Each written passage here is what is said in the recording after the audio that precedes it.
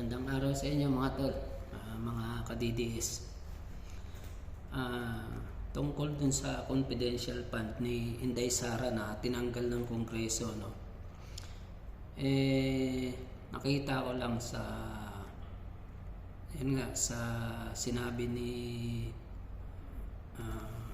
Martin Romualdez yung pagbisita nila ni PBBM doon sa Asian Summit sa Japan. Nagsalita siya na alam naman daw pala ni PBBM yung pagtanggal ng confidential fund ni Inday Sara. Ang sabi, tanggalin yung mga confidential funds nung mga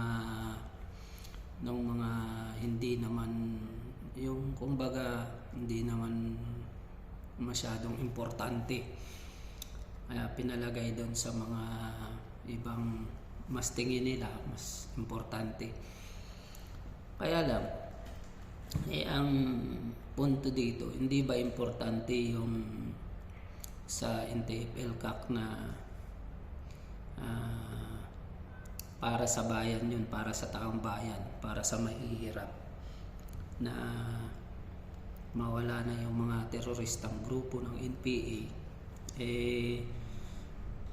para naman doon yun. Bakit tinanggal? Tapos yung sa kanya, kay PBBM, ang laki ng confidential fund na hindi naman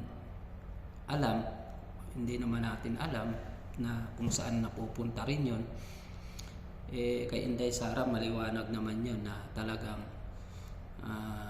tinutulong niya sa mga maliliit nating kababayan. Kaya naman pala na tahimik, nagbibingi-bingihan, nagbubulag-bulagan dito si PBBM sa mga nangyayari, sa mga ginagawa ng Kongreso. Yun naman pala, may bas-bas niya naman daw, sabi ni Martin Romualdez. PBBM, kala ko ba unit team?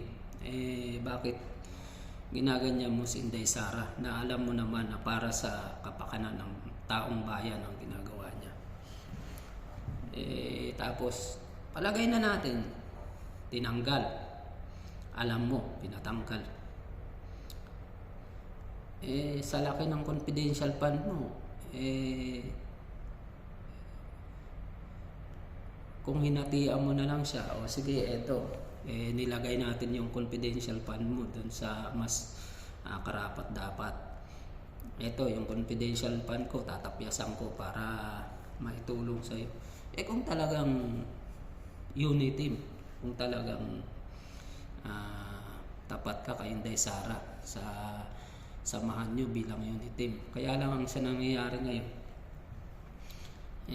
alam mo naman pala yung, tsaka yung posibleng hindi mo rin malaman talaga dahil ikaw ang nasa taas, nasa baba mo lang yung mga kongreso. Posibleng hindi mo malalaman at magpinsang kayo ni Martin.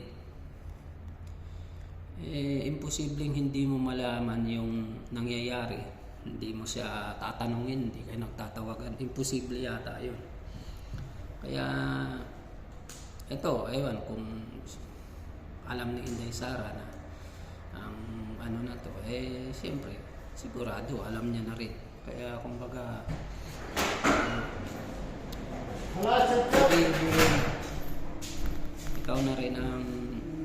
kayo na rin ang sumira sa unit team.